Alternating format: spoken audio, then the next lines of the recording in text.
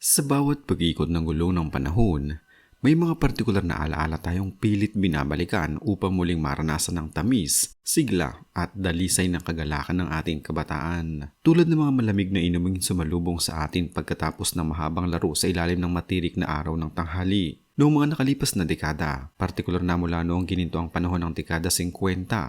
hanggang sa huling bahagi ng dekada 90, ang mga lokal na tindahan o sari-sari store sa bawat kanto ay pinamunuan ng mga makukulay na boteng salamin na may kani-kaniyang natatanging hugis, disenyo at lasa. Sa kasalukuyan, marami sa mga tanyag na tatak na ito ang tuloy ng naglaho sa mga estante ng pamilihan dahil sa matinding kompetisyon sa pandaigdigang merkado, mga estratehikong pagbabago sa pamamahala ng mga naglalakihang korporasyon at ang modernisasyon ng mga mamimili. Ang Pop Cola ay tinuturing na isa sa mga pinakamatagumpay, pinakakilala at pinakamalawak na lokal na tatak ng soft drink sa kasaysayan ng industriya ng inumin ng Pilipinas, na orihinal na nagmula sa tanyag na Cosmos Bottling Corporation. Noong taong 1975, opisyal na ipinakilala ang Pop Cola sa publiko bilang isang stratehiko at murang alternatibo laban sa mga naglalakihang dayuhang higante sa merkado tulad ng Coca-Cola at Pepsi. Kilalang inuming ito sa kanilang napakatanyag at madamdaming kampanya ng dekada 80 at 90 na may temang bilib sila sa Pinoy sa ilalim ng matatalinong pamamahala ng RFM Corporation na nagbigay din sa pagkamakabayan, sipag at galing ng mga mamimiling Pilipino. Noong taong 2001, ang buong Cosmos Bottling Corporation ay matagumpay na nabili ng isang joint venture sa pagitan ng San Miguel Corporation at The Coca-Cola Company na naging simula ng unti-unting paghina ng distribusyon at produksyon ng inumin sa bansa. Sa pagpasok ng taong 2020, tuloy nang itinigil ng mga dambuhalang kumpanyang paggawa ng Pop Cola upang bigyang daan ng paglago ng mas malalaking pandaigdigang tatak.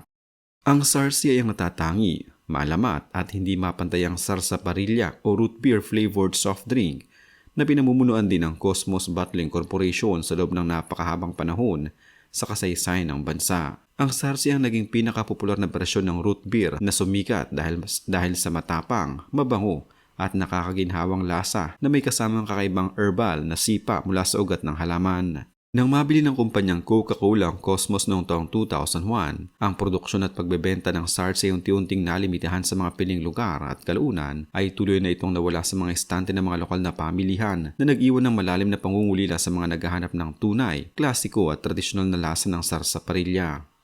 Ang Royal Lemon Lime ay isang tanyag na sparkling lemon and lime citrus soft drink na ipinakilala ng tanyag na kumpanyang San Miguel Brewery bilang bahagi ng kanilang tanyag at malawak na Royal line of beverages. Ang inuming ito ay sumikat ng husto noong dekada 60 at dekada 70 bilang pangunahing katunggali ng dayuhang tatak na 7-Up bago pa man naging kilala at laganap ang Sprite sa bansa. Nang maranasan ng bansa ang mga malalaking pagbabago sa industriya ng inumin ng huling bahagi ng dekada 70, ang produktong ito ay tuloy nang itinigil ng San Miguel Corporation upang ituon ang kanilang buong pansin at kapital sa Royal True Orange. Kaya naman ng lunti ang bote ng Lemon Lime ay naging bahagi na lamang ng ating makulay na kasaysayan. Ang Truade ay isang natatangi at pambihirang tatak ng soft drink na nakilala sa pagiging non-carbonated. Isang inuming prutas na nagmula sa Estados Unidos at sumikat sa Pilipinas noong dekada 50 at dekada 60. Taliwas sa mga nakasanayang soda noong panahong iyon na puno ng carbon dioxide at bula, ang Truade ay pinagmalaki ang pagiging isang pasteurized na inumin na gawa sa tunay na katas ng prutas, partikular na ang kanilang sikat na lasang orange o kahel. Ang malinis, banayad at natural nitong tamis ay naging paboritong inumin ng mga magulang para sa kanilang mga anak dahil sa paniniwalang mas malusog at ligtas ito kaysa sa mga carbonated drinks na nagdudulot ng kabag. Sa pagdaan ng mga taon, dahil sa mas agresibong marketing, mas mababang presyo ng produksyon at mas malawak na distribusyon ng mga carbonated sodas, ang Truade ay unti-unting nawala sa merkado ng Pilipinas, ngunit ang banayad at natural nitong lasa ay nananatiling buhay sa alaala ng lumang henerasyon ng mga Pilipino. Ang Barleys ay isa sa mga sikat na tatak ng soft drink na hindi karbonado o walang gas na labis na minahal at kinabaliwan ng mga kabataang Pilipino noong dekada 50 at dekada 60.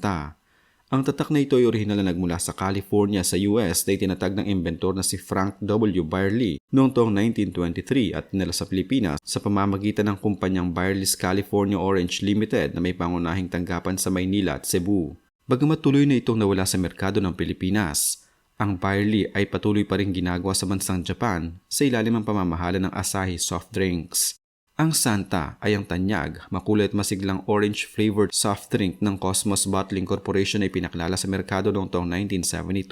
upang palitan ang kanilang lumang pangalan ng Cosmos Orange. Binuo ang inuming ito gamit ang isang special na formulasyon na tinaguri ang Katas, California upang ipagmalaki sa mga mamimili ang lasa ng tunay at sariwang orange na hango sa mga pinagpipiliang prutas mula sa ibang bansa. Nang mamatay ang pinuno ng kumpanya na si Henry Wong at kalaunan ni mabili ng RFM Corporation ng Cosmos noong taong 1989, ang Santa ay unti-unting pinalitan ng tatak na Cheers hanggang sa ito ay tuluyan ng maglaho at maging bahagi na lamang ng ating kasaysayan.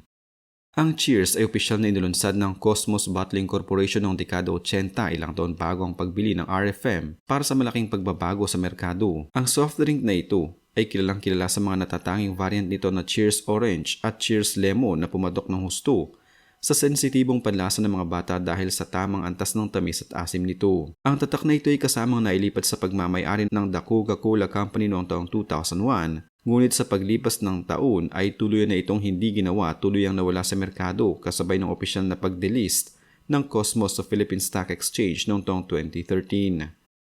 Ang team ay isang tanyag, kilala at malawak na lemon lime carbonated soft drink na ipinakilala ng kumpanyang PepsiCo noong taong 1959 bago pa man naging mahigpit ang labanan sa mga lokal na tindahan bilang kanilang direktang kalaban laban sa dominasyon ng 7-Up at Sprite sa buong mundo. Noong taong 1984, nagpa siyang pamamahala ng PepsiCo na itigil ang paggawa ng team sa pandaigdigang merkado kabilang ang Estados Unidos at Pilipinas upang palitan ito ng bagong tatak na slice na may katas ng prutas. Bagamat matagal na itong wala sa mga tindahan, ang pangalang team ay nag-iwan ng lasa ng maasim-asim at matamis na sipa na hindi malilimutan ng mga bata na lumaki noong panahong iyon.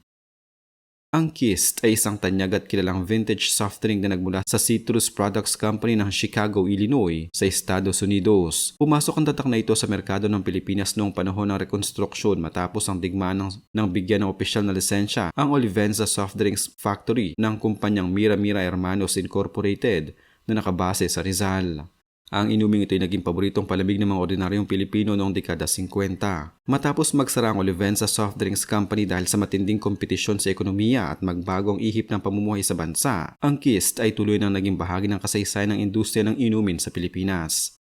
Ang Apple Sidra ay isang natatangi, pambihira at masarap na carbonated soft drink na may lasa ng mansanas na unang ipinakilala sa Pilipinas noong 1969 upang magbigay ng ibang uri ng karanasan sa mga mamimili. Bagamat matagal nang nawala ang lokal na produksyon nito sa Pilipinas dahil sa pagbagsak ng ekonomiya noong dekada 80, ang Apple Sidra ay nananatiling buhay sa kasalukuyan sa ilalim ng Oceanic Beverages Corporation Incorporated sa bansang Taiwan. Ang Sinalco ay kinikilala bilang ang pinakamatandang tatak ng soft drink sa buong kontinente ng Europa na orihinal na nagmula sa bansa ng Alemanya noong taong 1902 sa ilalim ng paggabay ni Friedrich Edward Beers na isang tanyag at Franz Hartmann na isang industrialista.